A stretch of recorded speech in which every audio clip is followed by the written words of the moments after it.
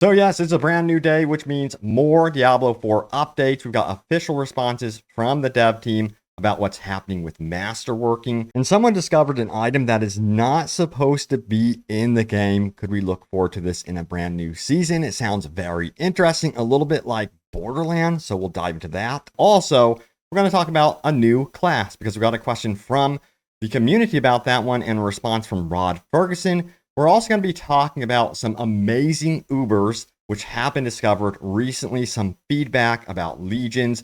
We're going to talk about melee builds in the end game, specifically in the pit boss fights and how they can be problematic, and a bunch of other stuff. So I say we get into the official stuff first with the update. So check it out. Joseph Ifora says this: while we continue to review the gold economy, there's one change we felt we needed to make right away.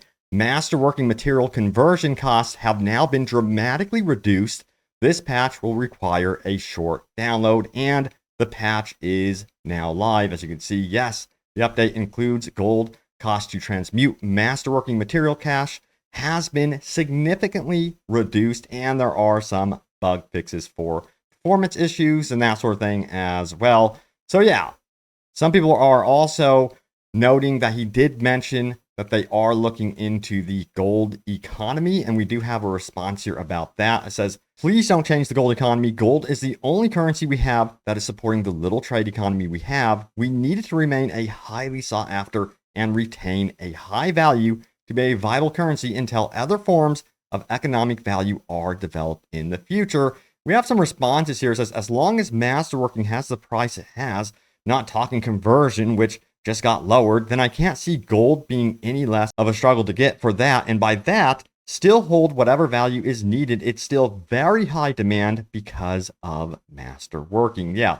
How are you guys feeling about the gold economy currently? Do you still feel like it needs adjustments going forward? Sound off. Now, Rod Ferguson got a reply out here about his necro, but it's also more specifically about a new class. It says, when will we get a new character? He's referring to a class. And when will we get new enemies or new map or side quests besides the seasons to make the game interesting again? The repetitiveness is insane. And Rod Ferguson confirms new class is coming in our first expansion later this year. It seems like some people are actually forgetful about that one.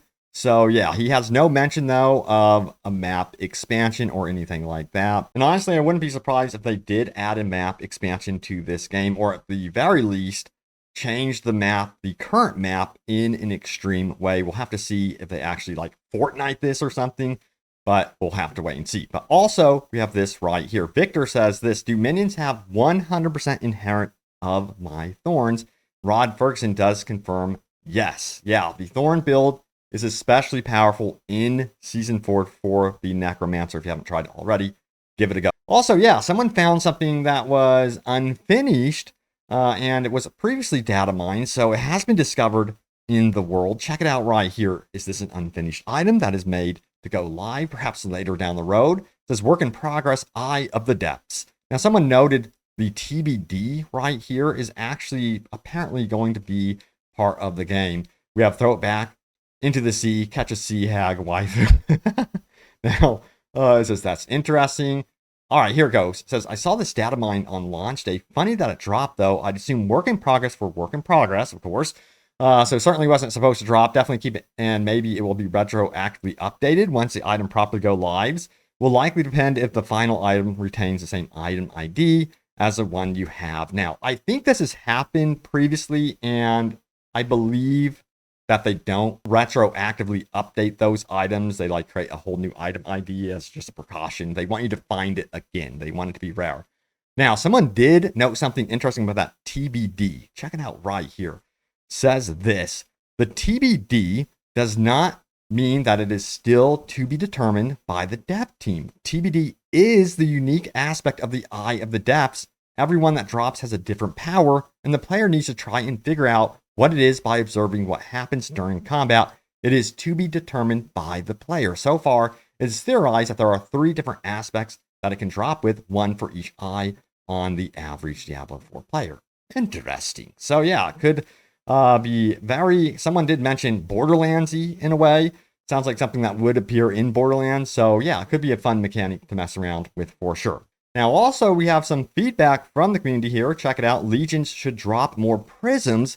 They're a timed event. Make it worth it. Let me know if you guys agree with this one or not. It says, it's a bit silly how Hell Tides are up all the time and are 1000% better than Legions, which is a more limited event.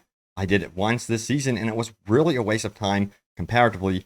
Blizzard should increase density and level of mobs in Legions to increase the experience gain and also have the Legion bosses drop prisms. Since there's a lack of prisms anyways, it would be a perfect solution in my opinion. And we have a response here. Do a Helltide Legion and regret your existence if you don't crash first. So yeah, what's your assessment on this one? I feel like currently with how the seasons are working, they're trying to spread out their focus. So one season will be hyper focused on Nightmare Dungeons. Another one will be more focused on Helltides. Maybe we'll get a season that's more hyper focused on world bosses. I'm very curious if that's going to be a thing, which I think it eventually will be. But yeah, I think they have this rotation in mind, month over month, week over week, on how they want players to experience the world and rotate through the content. Now, also, we have this right here. Whoever was assigned the pit boss fights abilities has never played Melee in his life, or probably any game at all. All right, here we go. Rant. After hitting 90 plus pit as Melee, now that the fight actually lasts a bit longer, it's so obvious whoever designed that crap has no idea what he is doing. I get it with Echo of Lilith, change the fight so she flies off 20 times so they can't one-shot her as the previous bug kills, but this is a new level of bad gameplay. There are moments in like 30 seconds you can only hit her for 3 seconds in total before she simply flies off over and over, but I get it. I simply counted the same at some pit bosses, literally less than 10 seconds DPS uptime over a minute of a fight. Fire circle thing, after the first 3 seconds of bursting, disengage, a bit to find the angle to attack, shade that cast, ring of fireballs right on the boss, disengage to not get one-shotted, run back, fire circle, sidestep, shade, dodge, melee. You guys get the point. Now it says the same with 5 other different pit bosses or the butcher shade, which is the same exact thing. Every few seconds spawn the shade that slams the ground for 3 seconds and big explosion, which you run around like an idiot to not die, only to run back to boss for a new shade to spawn and repeat. And it seems like from the comments and the total upvotes on this one, a lot of people are in agreement, but there's also the assessment that this is just an ARPG thing. It says this type of stuff is extremely unfair. The problem is not exclusive to this game. Since this genre has become a thing, ARPGs have always struggled to balance close quarters melee when it comes to difficulty pinnacle boss encounters. Yeah, how many of you are actually running the Barbarian this season? I'm kind of curious.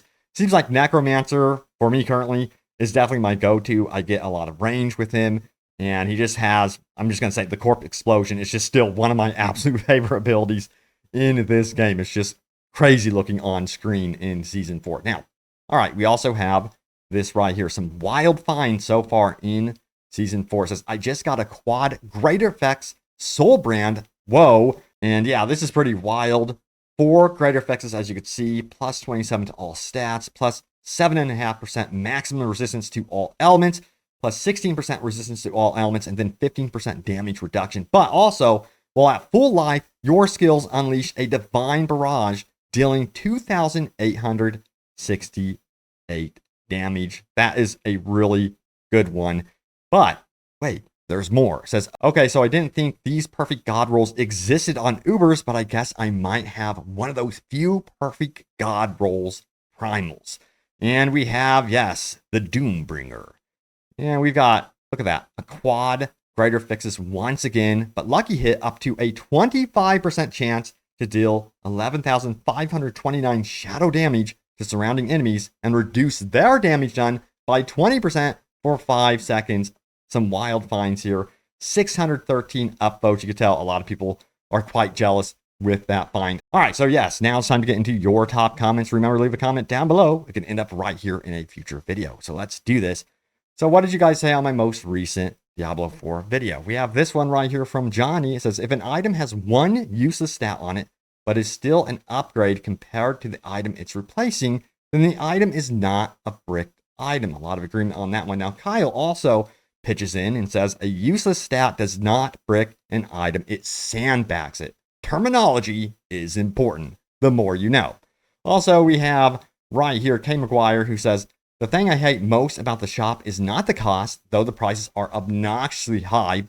It is the forced limitation of what is available to just 4 pieces of gear per class and then a few extras based on what you are playing. I guess it is to make people think, oh, I had better get that because it might not be available for a while, but that is not how I shop. I like to think about purchases before I make them, so it just makes me angry when I think, okay, today I feel like buying that set I liked and go to the shop and it isn't there. Really stupid system. It's FOMO. It's to create that, sense of urgency. Fortnite does it. And again, yeah, the prices are absolutely absurd. I absolutely hate when they do this type of thing. I remember trying to get into Genshin Impact, and one of those reasons I didn't get into that because I was discovering, oh my god, I guess it will take a year for the character to rotate back into the system that I missed out on getting. And then the total expense was just considering it and adding it up in my mind was outrageous. So yeah, the prices need to absolutely lower. They're never going to lower, of course. We've talked about that in previous videos. They really cater to the whales, which is unfortunate. I really do think that the important thing is to make your entirety of the community more happy than the whales. But, that's just me saying that. But anyway, this is one thing I don't know if they're going to listen about. So it's unfortunate. But yeah, keep sounding off your opinions. Maybe, just maybe, they'll have a massive sale one day in the shop for some really cool items. I'm noticing that the shop items, by the way, just look way cooler than what's on the battle pass. That's just my opinion. And that to me is really, really a bummer because they're so damn expensive. But anyway, thank you all so much for watching. Stay tuned here for more Diablo 4 news and updates. I have you guys covered. And yes, I hope to cover Path of Exile 2 down the road, so look out for that. But thank you all so much for watching, and I will see you all next time. Take care.